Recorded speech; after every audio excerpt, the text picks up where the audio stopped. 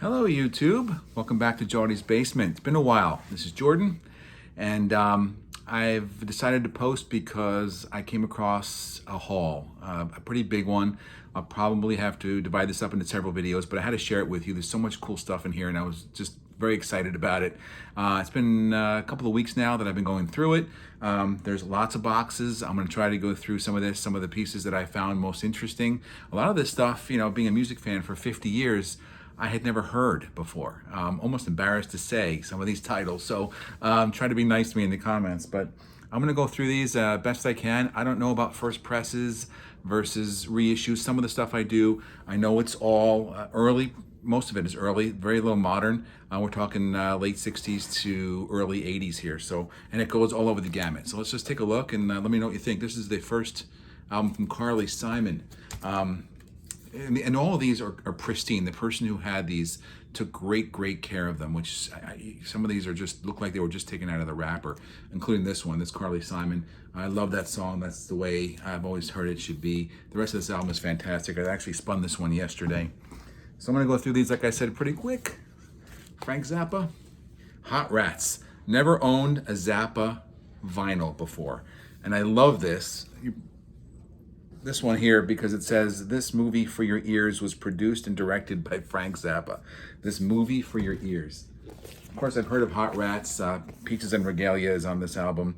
Most of this is instrumental, but it's got players on here. Unbelievable. Captain Beefheart and Jean-Luc Ponty, for instance. Zappa always played with great players, so Hot Rats. Here's some jazz. I'm trying to expand the jazz collection. These are going in no order. But this is a beautiful copy of John Coltrane Quartet with McCoy Tyner, Jimmy Garrison, and Elvin Jones. I don't have much jazz in the collection. I'm trying to get better with it. This one's ballads. And I would show it to you, but I've already wrapped it. So some of the stuff is not going to come out of the wrapper. Chick Corea, rest in peace. This is Piano Improv Volume 2. There's several Chick Corea pieces in here. This is an early Chick Corea, 1972. Procol Harum, Broken Barricades. I've always been interested in Procol Harum, and there's a couple of Procol Harums in here, so we'll give them a listen. All right, come on now. Here's Blind Faith. This is a really nice copy of this album. Blind Faith, of course, Can't Find My Way Home, Clapton and Steve Winwood, along with Ginger Baker. It's a great copy of that. Here's Jerry Garcia's first solo album, 1972. Sorry, YouTube. 1972. With Bill Kreutzmann and Robert Hunter, simply called Garcia. Now here's one of those ones I told you that I'm embarrassed to say I never heard before. But yet Rolling Stone ranked this as the number 3 album of all time recently. This is Joni Mitchell's Blue. I listened to it the other day. Pretty cool, and I can totally understand how some of the singer-songwriters of today have influence from Joni Mitchell because, wow, I never knew before. Now I know. More Zappa, Waka Jawaka. Great, the whole side one, Big Swifty, one song. Again, Captain Beefheart, just loaded with great players. All right, here's more jazz. Charlie Parker, The Very Best of Bird. This is a nice 2-record set. A lot of these albums I'm showing you, I had to make decisions on because there was, as much as I'm going to show you here, there's twice as much on that side of the room that are in stacks of boxes that I'm on the fence about keeping. So the reason why I'm choosing this one to keep is because of the players on this I've heard of. And Miles Davis is all over this. The Charlie Parker Quintet, the Charlie Parker Sextet. I know some of Max Roach on drums. I know some of these names. I'm not a big jazz guy, but I figured this is a good one to have, and it's in great condition. Never owned a Stevie Wonder record before. Here's Hotter Than July. Very cool. Not one of his better albums, but it does contain Master Blaster Jammin' on it, and it has the real cool poster still intact. Best of Traffic. Never owned a Traffic. Well, actually, that's not true. I do have Low Sparkle High Heel Boys. This is the best of, so get me some Traffic. Here's more Joni Mitchell. Clouds. Another one that's apparently a classic. These gatefolds from the 70s are just, you can imagine for somebody like me who just loves this stuff, going through each one of these was such a joy. This is not in great shape. I would take it out and show you, but beautiful album artwork. Here's some new age music from Michael Jones, piano solos, pianoscapes. And this is on the Narada label. And I thought it was funny because, you know, so much of vinyl is the pleasure of it is the analog experience. When this specifically says this is a digital recording of pianoscapes, I'm sure it sounds great. And I'm a big fan of piano, and I like Michael Jones. I have some of his CDs, so pianoscapes. Looking forward to hearing that. Here's an Elton John album that I never even knew existed, and I have most of Elton's collection behind me. This is the soundtrack to Friends, a film with I don't know who in it, but it was directed by Louis Gilbert. I'm not familiar with it, so I thought it was kind of cool. I was kind of surprised to see that. Here's another Michael Jones, Seascapes. More Stevie Wonder. This is a great one. This is a beautiful package. This is Songs in the Key of Life, classic. Some great all-time classic songs in here, but this thing, you can't see it. It's collector's edition, and it comes with not only this incredible book with all the lyrics in it and illustrations, it also comes with a bonus 7-inch, which is still here. Very cool, on the Tamiya label. So again, who had these took such great care of them. More Chick Corea. This is the first Return to Forever. I'm a big fan of Return to Forever. I love jazz fusion. Romantic Warrior is a classic to me. I'd never owned this. This is 1972, but this is the album that spawned the birth of Return to Forever, so that's great. Here's something cool. I told you I had the Elton John collection behind me. This is Tumbleweed Connection, but there's two of them. One with the Super Saver on the Rainbow MCA label, and then the other is a much more elaborate gatefold, which includes, if I can get in here, a book, a huge book with all kinds of lyrics and whatnot, and on the Uni label. Look at that. Look at the condition of that. I haven't even cleaned most of these. The ones that are not wrapped or have inner polylined inner sleeves, I have not cleaned yet. So these are all just in the way they came, which is incredible. Jim Croce, Photographs and Memories, his greatest hits. Always cool to have some Jim Croce, but this is just perfect condition. Have I said that? I think I've said that a few times. Donna Summer, I remember yesterday. Look at that. Look at that picture. I just remember how she hated being sexualized. Years later, she came out and said how she hated the way they sexualized her. Look at that picture. Come on. But this contains some classics. I Feel Love. The last track is, a disco classic. Here is Rod Stewart, Never a Dull Moment. I never realized how elaborate and amazing his vinyl releases were in the 70s. Never a Dull Moment opens up. It's kind of a weird packaging. The record's in the middle here, and it opens up like a book, but the record's here, like I said, in the middle. And this is fantastic. What's on this album? We have You Wear It Well, Twisting the Night Away, and it's great artwork and just beautiful. Never a Dull Moment. All right, here's, I'm gonna save this one for later. Barbra Streisand, Stony End. Barbara's fun to collect, and I do not own Stony End, so I kept it. Here's some Beatles, a couple of Beatles. There's a copy of Meet the Beatles and a copy of Rubber Soul. The Meet the Beatles is nothing special. It's on the Capitol Rainbow. The Rubber Soul, however, I believe is an earlier pressing. And this one is on the green and purple Capitol. I have several copies of Rubber Soul. I do not own one on either one of these labels, so it looks like I just picked up 2 more copies of Rubber Soul. All right, I'll show you this one now. This is quite possibly the jewel of the entire collection. That's a MoFi of Abbey Road, still in its original shrink, never been opened. A brand new experience, super high fidelity.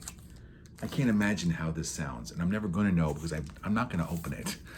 I own several versions of Abbey Road right there, including a reissue from recently. They all sound good to me. The original sounds good. I have an Apple version of it. I don't see a reason to open this. This is so cool as it is. There's a couple of MoFis in this collection, so that's very exciting to me as a Beatles fan. Mellow Gold, a 3-record set of mellow hits from the 70s. Nothing fancy, just a big, it's not a gatefold or anything, but some of the songs on here, Gordon Lightfoot, Aretha, Doobie Brothers, ABBA. You get the picture. It's a nice collection. More jazz. Duke Ellington and John Coltrane. How could I not keep this? I don't think this is an original press. It is on the Impulse, the red Impulse label, I believe. No, I'm sorry. It's on the green Impulse label. Green and blue. I don't believe it is an early pressing. It might be. I don't know. You tell me. Let me get rid of this alert. More Rod Stewart, is it? Stevie Wonder? Sorry, I get them confused all the time. Who doesn't? This is Inner Visions. Again, look at that. Stevie Wonder Inner Visions. I never owned it. And this is, you can still hear the cardboard when you open this. Just a phenomenal looking package from Stevie Wonder. Looking forward to hearing that. I'm not familiar with that album. Here is Randy Newman, Sail Away. One of the premier songwriters of the 70s. Not familiar with that album. Here is Joni Mitchell's Ladies of the Canyon. So the Joni Mitchell collection is sort of scattered throughout. I'll be listening to this as well, all the lyrics inside. Joni Mitchell. Let's see, some of these I'm skipping over. They're common records. Here's a Joni Mitchell that actually graded out quite high in Discogs. This is a live album called Shadows and Light. And it's in wonderful condition. Looks like it was never played, the vinyl. And still in its original inner sleeves. And Discogs ranks it pretty high in terms of value, so that's pretty cool. Here's another Mo-Fi, Days of Future Past. Again, Moody Blues, big fan. The first 7 albums are classics to me. I've never owned this version of it. I have others. This will be my 3rd or 4th copy of this, but it is open, so I will be listening to it and comparing it. Days of Future Past. Here is C-Train. C-Train. I read about these guys, and I can't remember what I learned about them. C-Train, though. Self-titled. Pretty cool looking. Here's a really interesting piece. This is the Friars Club presents the Lucille Ball and Desi Arnaz testimonial dinner. And I got this. I looked at it. There was no numbers on it. It's completely blank on the inside. It has a memoriam on the back. And the actual discs are wrapped in like a very thin rice paper that I don't want to mess with, but you can see the black labels are not any kind of catalog numbers of any kind. And when I looked it up, it said it was a gift that was given to only folks who went to this event in November of 1958 at the Beverly Hilton Hotel. So this is quite a collector's item. It's in perfect condition. Everything about it, the spine is in perfect condition, and it's hardly even scuffed. So again, it's probably priceless. I'm not going to be selling it, so it's going to stay in the collection, but I think it's a pretty cool piece to have. Carole King's Music. Of course, I own Tapestry. I've owned several versions of Tapestry. I've never owned this album, so that's cool to have. Here's Barbra Streisand's Funny Girl. This is looks to be an original press of this. I believe it is, but again, I'm not 100% certain. It is pretty cool. I have never, you can see the inner is pretty beat up, but I probably should not have tried to take it out. I don't know. Go back. Okay, you're in. Continuing on. Here's the debut album from the Pointer. To go from Barbra Streisand to the Pointer Sisters. This is back when there was 4 of them. If you read about them, they went through some rough times. I think one of them had drug issues, or 2 of them had drug issues. But this is way back when they were first discovered. It's pretty cool. I've not heard it. I'm looking forward to hearing it. Anita, Ruth, June, and Bonnie Pointer. Debut album from the Pointer Sisters. All right. The Smithsonian Collection of Classic Jazz. Again, it's just a compilation, but for somebody who's trying to get into jazz, Count Basie, Benny Goodman is a big band on this, Louis Armstrong, lots of cool, Scott Joplin, Louis Armstrong, Fletcher Henderson, a lot of good names. I figured why not keep it. It's in great condition. Here is a Mudslide Jim, of course, James Taylor, and the Blue Horizon. Mudslide Jim and the Blue Horizon, an early album from James Taylor. All right, continuing on. More jazz collections. Here's another Mo-Fi. The Stones, Sticky Fingers. And the packaging on this one's kind of a bummer, because it'd be cool if the real zipper was there, like in the original. It's not. It's just kind of embossed and raised I shouldn't be doing that. YouTube's going to ban me twice. But this is the MoFi of Sticky Fingers, so I'm looking forward to hearing that. Moving on, we got a couple albums from Pat Metheny. Jazz fusions, good to have those.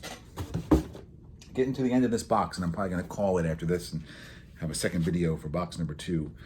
Some classical, Vivaldi in 1812. And these look to be really, really early pressings. This is the reason why I kept them. I love this label, the Bach Guild. It is jet black label. It just looks really cool. And I don't know, it's something I thought was neat to have in the collection, so I'm keeping it. Whether or not I listen to it we're not sure. I'll save that one for last. We're gonna finish with a fun one. All right, so second to last, we have another Stevie Wonder. This is Talking Book, of course. This is a famous album. There's actually several copies of this in the collection, so I kept one of them. And then one of my favorite album covers of all time will finish up this video. I'm gonna have a part 2 and definitely a part 3 on this. So thank you for watching. It's been 16 minutes. I appreciate you hanging out with me. I'm gonna upload this and then we're gonna get to part 2. But to finish this one, Herbie Mann's Push Push. Do you really want to see what's the rest of this album cover is? Oh, let me show you. Oh yeah. I think of Ron Burgundy and jazz flute when I see this. But apparently this is a famous album cover. And he's a flautist. I don't know if he plays jazz flute or not, but Herbie Mann, and it's quite a suggestive picture in here. I guess when you listen to this stuff, who knows? But I laughed when I saw this. I never heard of it before, but then I opened it up and read the credits, and I see that Duane Allman is playing guitar throughout this entire thing, which is amazing. So not only Duane Allman, but R.F. Mardin is the producer, the guy who did the Bee Gees and Streisand and all those acts in the early 70s. He does a cover of What's Going On. And I looked up this album online, and it's actually a very well-respected album, Herbie Mann. So I laughed. There was 2 copies of this, so if you want one, I mean, who wouldn't want to hang that on their wall or on their ceiling? Herbie Mann's Push and Push. Great flute music. All right, guys, we're gonna wrap it up here. Chapter 1 of this great haul. Thanks for hanging out with me, and stay tuned for part 2. Thanks. See ya.